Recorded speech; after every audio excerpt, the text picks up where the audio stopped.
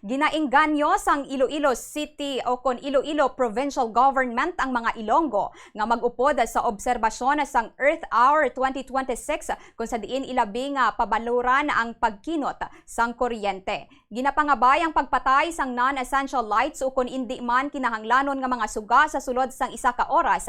Halin 30 minutos ang makaligad sa alas 8 sa gabi, tubtob 30 minutos ang makaligad sa alas 9 sa gabi. Sa interview sang Bombo Radio kay Mitzi Peña Florida o kon Mitzi Peña Florida, head sang Environmental Programs and Management Services Division sang Provincial Environment and Natural Resources Office, iya ginpahayag nga ginpalabot na nila ini nga panawagan na tubtob sa kabanwahanan, kabaranggayan kag mangin sa mga balay kag establishmento. Magluwas sa pagpatay sang mga suga, may ginapreparar man nga programa kag nagkalain-lain nga aktibidad sa Iloilo Provincial Capitol nga magasugod naman alas 5 sa hapon.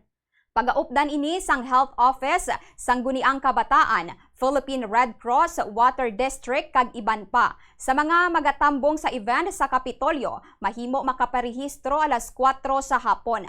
Ang kada participant gina-require nga magdala sang liso o kon seedling sang native o kon fruit-bearing tree bilang suporta naman sa Tanom Iloilo program sang probinsya. Nahibaluan nga ini na ang pang-apat nga tuig sang Ligom Dulom celebration sa Iloilo. Mga municipalities down sa barangay, even sa households nga maga-support sila sang pag-switch off sang ilang lights or mga unessential lights for an hour. As it is a simultaneous event, this is not only sa probinsya sang Iloilo, hindi lang ni siya sa Pilipinas, but it is a global activity. So almost mga 20 years na ini siya nga ginahiwat, gina-celebrate ang Earth Hour sa bilog nga kalibutan. Nabatian si Mitzi Peña Florida, head sang Environmental Programs and Management Services Division.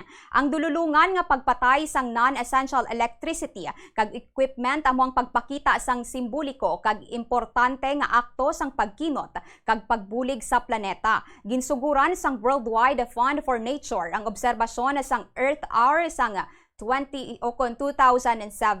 Nanginisa ini ka global environmental campaign nga ginaupdan sang minilyon ka mga tawo sa kalibutan nga nagapatay sang ilang mga suga sa sulod sang isa ka oras agud nga mapasangkad pa ang ihibalo na tuhoy sa climate change.